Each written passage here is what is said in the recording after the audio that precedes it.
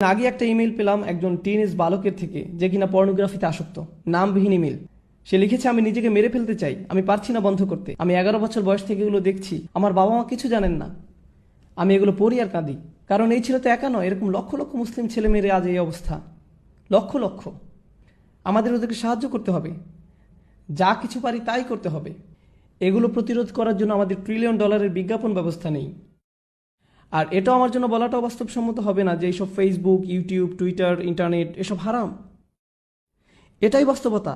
এগুলো এখন অক্সিজেনের মতো একটা স্বাভাবিক ব্যাপার। আমরা শুধু যা করতে পারি তা হলো আমাদের তরুণদের সাথে এ বিষয়ে পরিপক্ক কথাবার্তা বলতে হবে এবং তাদের শেখাতে হবে কিভাবে এইসব জিনিসকে মোকাবেলা করতে হয়, এগুলোর ফাঁদে না পড়ে। এখানে যারা প্রাপ্তবয়স্ক আছেন, ইন্ডিয়ান মুভি দেখা বন্ধ করুন ভাই। আপনি কেন এসব লেকচারে অংশগ্রহণ করছেন? কথা বলছেন সালাত নিয়ে, সালাতের গুরুত্ব নিয়ে, অথচ নিজেদের সংযম ধরে রাখতে পারছেন না। মা মেয়ে, স্বামী স্ত্রী, বোনেরা মিলে একসাথে যা ইচ্ছা দেখছেন, কি না দেখছেন। আল্লাহ, থামুন, বন্ধ করুন এসব, থামুন। ওয়াল্লাযীনা হুম লিফুরুজিহিম হাফিজুন, তারা তাদের লজ্জাস্থান হেফাজত করে। লজ্জাস্থানের হেফাজত করা মানেই যে ব্যভিচার, জিনা না করা তা কিন্তু নয়। এর মানে সেই সকল জিনিস থেকে বিরত থাকা যা আমাদেরকে ওই প্রলোভনের দিকে ধাবিত করে। তারা লক্ষ্য করে, তারা রক্ষা করে, তারা জানে লজ্জাবোধ হুমকির মুখে পড়ে, তারা বোঝে কিসে তাদের দুর্বলতা এবং আকাঙ্ক্ষা, চাহিদা সম্পর্কে। এই তীব্র আকাঙ্ক্ষা আসলে আল্লাহ আমাদের মধ্যে দিয়েছেন এবং সেটা আল্লাহ দিয়েছেন সঙ্গত কারণেই। তিনি এটা করেছেন আর সবার মধ্যে এই চাহিদা আছে, এটা বলতে আমার কোনো দলিল প্রয়োজন নেই। জানি আমি, পুরুষ মানুষ যারা এখানে আছেন প্রতিদিন প্রতিনিয়তই আপনাদের সবাই এই চ্যালেঞ্জকে মোকাবিলা করছেন। বিশেষ করে এরকম একটা শহরে, অন্তত টেক্সাস আর একটু বেশি রক্ষণশীল, অনেক বেশি না, কিছুটা বেশি। কিছু শহরে অন্তত এসব কুরুচিপূর্ণ বিলবোর্ড বা এ ধরনের জিনিস বসানোর অনুমোদন দেওয়া হয় না। আসলে তারা বিলবোর্ড টাঙানোর অনুমোদন দেয় না, কিন্তু সেটা হয়তো দ্রুতই বদলে যাবে, কেননা শেষ পর্যন্ত সাম্রাজ্যবাদেরই জয় হয়। কথা হচ্ছে, আপনারা এমন এক শহরে বাস করেন যেখানে সবই আপনার সামনে উন্মুক্ত, কোনো কিছুই বাদ নেই, সব কিছু। আর আপনাদের রীতিমতো মরণ যুদ্ধ করতে হয় নিজেদের বাঁচানোর জন্য। এই অনুচ্ছেদটিতে এমনকি খুব বেশি বড় লক্ষ্য অর্জনের কথা বলা হয়নি, এখানে কেবল ন্যূনতম অংশটুকু এসেছে। আগেই বলেছি আপনাদের, তাই না? এগুলো হলো ন্যূনতম, যা না হলেই নয়। আমাদের ন্যূনতম কর্তব্য হলো যে আমাদের যাবতীয় নির্লজ্জতা, বেহায়াপনা থেকে নিজেদের বাঁচিয়ে চলতে হবে, নিজেদের ভেতরে এই প্ররোচনার বিরুদ্ধে যুদ্ধ ঘোষণা করতে হবে। আর আমি জানি আপনাদের কেউ না কেউ আছেন যারা এসব বন্ধ করার চেষ্টা করছেন, তারপর আবার ফিরে গেছেন, আবারও চেষ্টা করছেন, আবার ফিরে গেছেন, বারবার ফেসে যাচ্ছেন এই চক্রান্তে। জানি আমি, অনেকেরই এমনটি হচ্ছে। আপনারা যুদ্ধ করে যাচ্ছেন এর সাথে, তবে হাল ছেড়ে দিবেন না। আর সেজন্য যা প্রয়োজন করুন, কখনো একা থাকবেন না, সব সময় ভালো বন্ধুর সাথে থাকুন। লাইব্রেরি চলে যান আর সেখানে পড়াশোনা করুন। এমন কোথাও চলে যান যেখানে আপনার আশেপাশে আরও মানুষ থাকবে, কারণ আপনি যখনই একা থাকেন শয়তান আপনাকে একা পেয়ে বসে। আর আল্লাহর ভয় যদি আপনার মনে যথেষ্ট না থাকে, তবে অন্তত মানুষের ভয় যদি কাজ হয়, অন্তত নাই মামার চেয়ে তো কানা মামা ভালো। আপনারা জানেন এসব কথা, অন্যখানে আমি আগেও বলেছি, বাবা মায়েদের আরও বলছি, যদি আপনার বাসায় কম্পিউটার থেকে থাকে, দয়া করে সেটা ল্যাপটপ না হয়, বাসার ডেস্কটপ রাখুন। আর মনিটরটা যেন বড় হয়। আর এটা নিশ্চিত করবেন কম্পিউটারটা যেন রান্নাঘর কিংবা খাওয়ার ঘরে থাকে, বসার ঘর ব্যবস্থা করবেন না।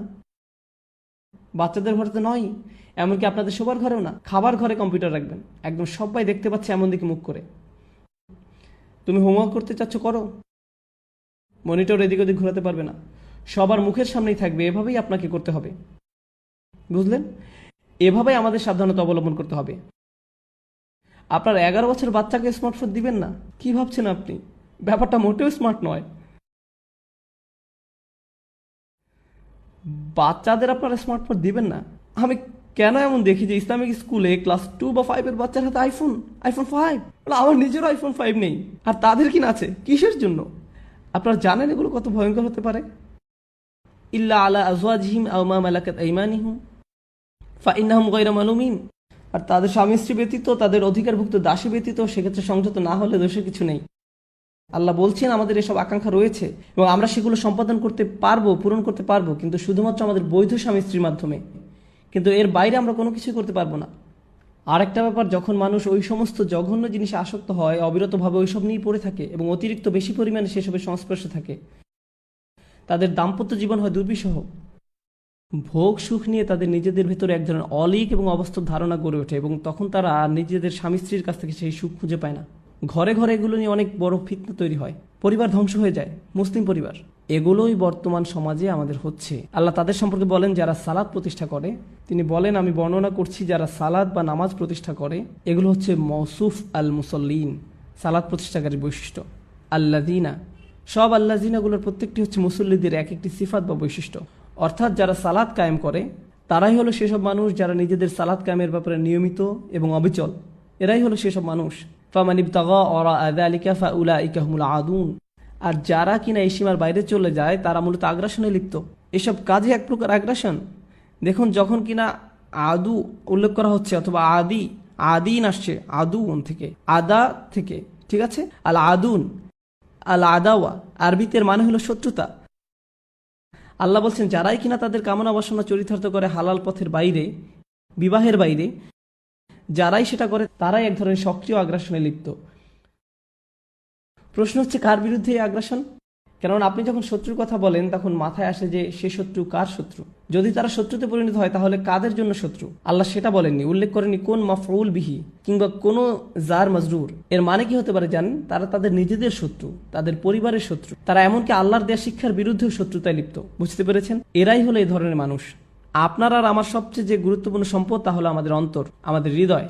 আর এই নির্লজ্জতা আমাদের অন্তরটাকে ধ্বংস করে দেয়, নিশ্চিহ্ন করে দেয়। সবচেয়ে মূল্যবান যে জিনিসটিকে আমাদের সুরক্ষিত রাখতে হবে তা হলো আমাদের ঈমান। আর এই সব নোংরা জিনিসগুলো আমাদের ঈমানকে নষ্ট করে দিচ্ছে, আপনাদের ঈমানকে দুমড়ে মুচড়ে ছিঁড়ে ফেলছে। এরকম হতে দিয়েন না আপনারা আপনাদের সাথে।